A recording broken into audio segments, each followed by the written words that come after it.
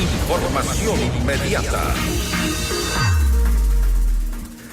La Comisión Disciplinaria de la Federación Ecuatoriana de Fútbol suspendió por 3 años a Alexander Bolaños por falsificar sus documentos de identidad. La noticia requiere profundidad. En Notimundo están los protagonistas de la noticia. Y para hablar sobre este tema estamos ya con el licenciado Patricio Javier Díaz, periodista deportivo, el fútbol, los jugadores y la adulteración de documentos. Lamentablemente es un tema que tiene historia, que tiene varios nombres en la lista de jugadores que en su momento, por obra incluso de sus representantes, han falsificado documentos, y hoy tenemos el caso reciente del jugador al cual se le ha suspendido por 3 años, Alexander Bolaños. Patricio Javier Díaz, estamos ya contigo en contacto. Gracias por estar con nosotros. Bienvenido. Hola Fausto, el gusto es mío, muchas gracias por la invitación. Gracias nuevamente, vamos a ser un poco breves, lamentablemente el tiempo se nos vino en contra, pero es importante destacar el hecho de que lamentablemente no es el primero ni el único caso que hemos vivido en nuestro país, incluso nos han metido en serios problemas el tema de la falsificación de documentos para futbolistas. Así es, no es un asunto nuevo y yo tengo la sensación que no es el único caso que debe haber en el fútbol ecuatoriano. Si hay uno, si hay dos, si hay tres, ¿quién nos puede negar que hay 10, 20 o 100? Tomando en cuenta además lo tristemente podrido que está nuestro sistema de vida en general, nuestra sociedad. Es decir, esto que pasa en el fútbol es seguramente una especie de reflejo de lo que también vivimos en otros aspectos de nuestra vida, ¿no? Llenos de gente corrupta, de personas que están dispuestas a tomar el camino más cercano, más corto, y que terminan perjudicando. El tema que a mí realmente me preocupa, Fausto, no es tanto, porque si esto fuera un tema puntual, un asunto que se da eventualmente, pues bueno, uno podría entender que es justamente eso, ¿no? Un asunto, un evento separado. El asunto es que no, esto se ha hecho casi que una costumbre en el fútbol ecuatoriano, un asunto que se ha replicado en muchas ocasiones, pero que después termina simplemente con una sanción deportiva. Y esto es algo que es inaudito. Imagínate, o sea, termina esta persona cometiendo un delito y lo único en lo que le sancionan es en que no puede jugar fútbol. Y eso es lo grave que hemos visto, porque lamentablemente, y tú recordarás mucho mejor que nosotros, hemos tenido casos en su momento, logré recoger algunos de ellos: Walter Ayoví Corozo, Andy Casqueta, Alexander Domínguez, el caso Chila Cheme, que era este intercambio de cédulas de Mateo Tello, y ahora mismo el caso de Alexander Bolaños. También tenemos el caso de Byron Castillo, que nos metió en tremendo lío internacional, por poco nos cuesta el Mundial de Fútbol, y de hecho nos costó los primeros 3 puntos. Wilson López, no sé si lo recuerdas, él jugó como jugador ecuatoriano en el Nacional, equipo de también los puros criollos. Eso fue más simbólico, pero fue también resonado por aquello, ¿no? Entonces, y él era colombiano. Y en el caso de Alexander Bolaños es amplia, y estos que son jugadores, los que tú citas, son jugadores de primera categoría. En divisiones formativas es casi pan de todos los días. La pregunta es, ¿esto es una responsabilidad del fútbol? ¿El fútbol puede...?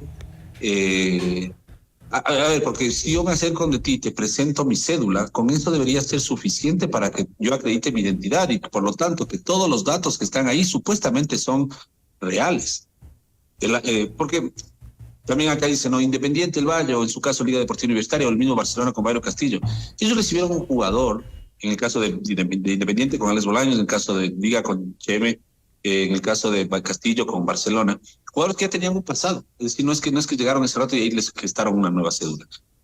¿Cómo hace un club para acreditar la identidad sobre un documento oficial? Entonces, es una locura. Nos entregan un documento oficial, original además, ¿no? Porque no es una cédula falsificada que le cambiaron, no, está en papeles. Uno puede ir a los registros y revisar, y esa cédula está emitida por la autoridad del registro civil.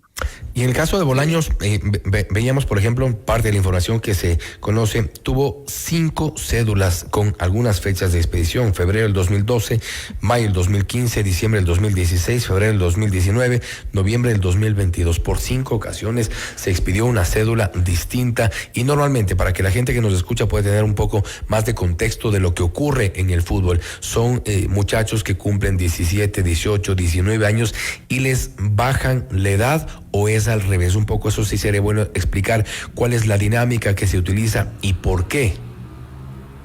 Les bajan la edad, es decir, yo tengo 18, pero para jugar en la sub-15, en la sub-14, tiene que mi cédula decir que tengo menos de 15 o menos de 14. Entonces tengo 18, y pero evidentemente está en ventaja, y su fisonomía incluso es distinta y tiene ventaja sobre el resto. Por supuesto, porque a ese nivel físicamente la diferencia es importante. Un muchacho de 13 años recién se está desarrollando, uno de 18 está terminando de desarrollarse. ¿Qué es lo que pasa en general con estos jugadores? Que llegan al momento en el que se igualan físicamente con el resto y no marcan diferencia. Entonces, eso, por ejemplo, ya le quita un puesto a un muchacho talentoso que tal vez más pequeño, tal vez menos fuerte, pero que tiene la edad, finalmente no puede competir con un hombre de 18 años teniendo 14. Ese es una primera, esos son los primeros afectados, digamos, los propios compañeros.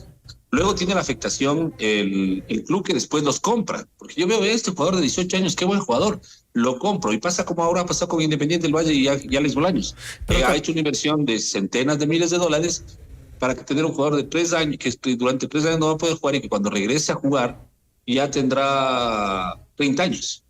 Pero no se trata también de... será muy bajo, y además con este problema seguramente mucho más bajo todavía.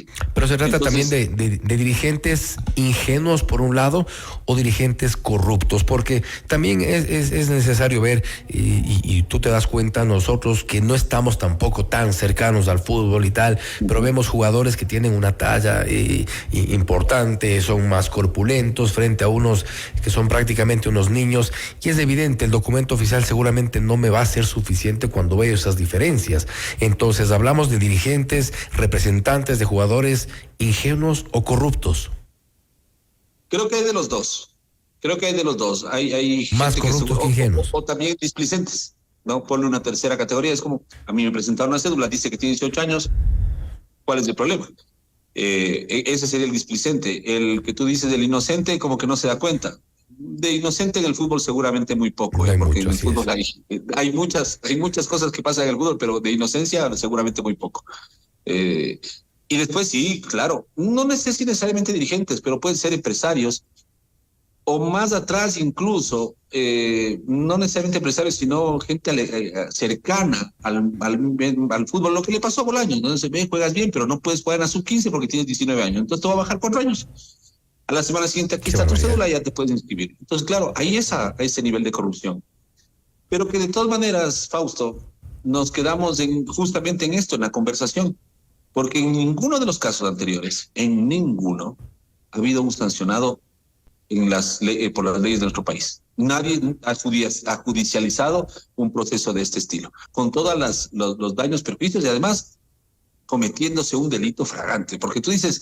si fuera escondido, si a lo mejor esto pasa en un club de barrio donde participan 20 personas y ahí se queda el asunto, sería igual de malo, pero digamos que esto es una cosa que a lo mejor no se lo Pero evidentemente en este tipo de falsificaciones... De lo que estamos hablando es un asunto público, es un asunto que inunda las redes, los noticieros, los medios de comunicación, las redes sociales, y la pregunta es, ¿y dónde está la fiscalía?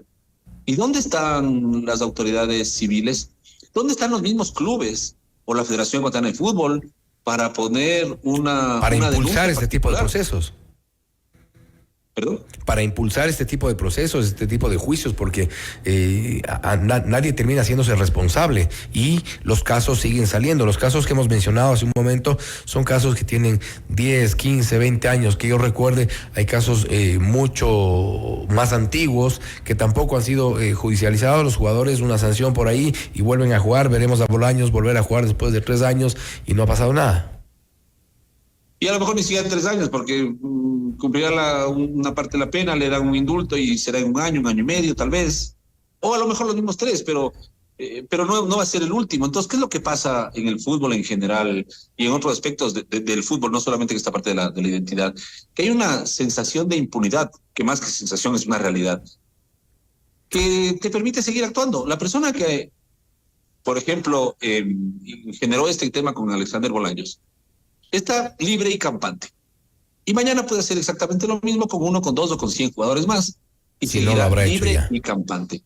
Él dirá, bueno, yo ya me gané mi platita, ya hice mi negocio, el otro no juega, pero yo estoy libre y voy a seguir ofreciendo estas, entre comillas, servicios a otros muchachos más jóvenes, incautos, que van a llegar a cometer el mismo delito. Ahí viene otro asunto.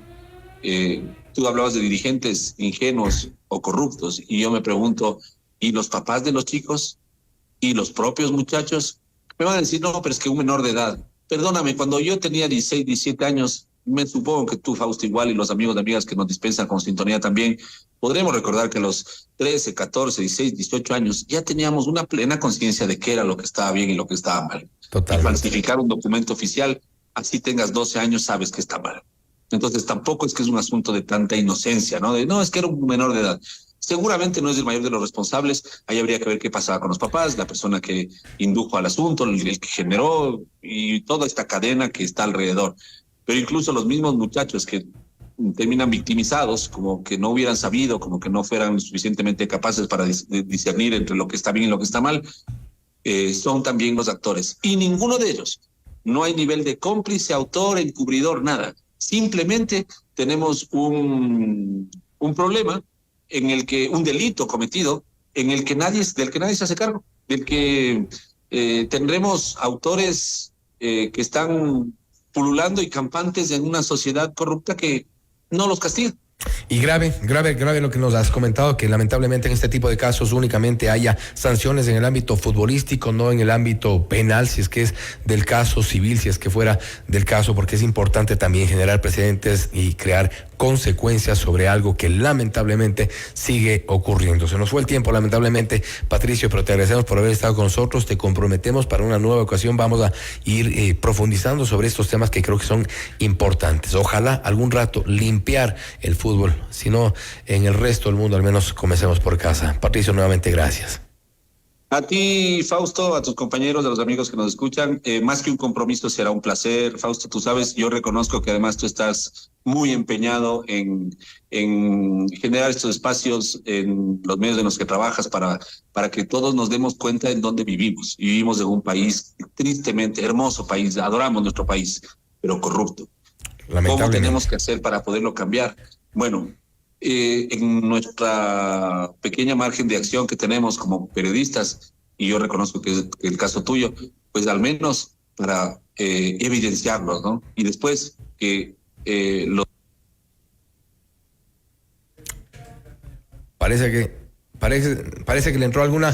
Ojalá al menos quienes tengan que actuar puedan hacerlo a través de, no sé si una especie de presión mediática, que es muy importante. Un abrazo, Fausto, y siempre mi reconocimiento y afecto personal. Perfecto, nuevamente gracias. Ha sido Patricio Javier Díaz, periodista deportivo, hablando sobre lo que lamentablemente tenemos que recurrentemente informar sobre la corrupción en el fútbol. Que hay algo que hacer, siempre habrá algo que hacer, y siempre, por supuesto, también el periodismo con el compromiso de siempre. Esto es Notimundo Estelar.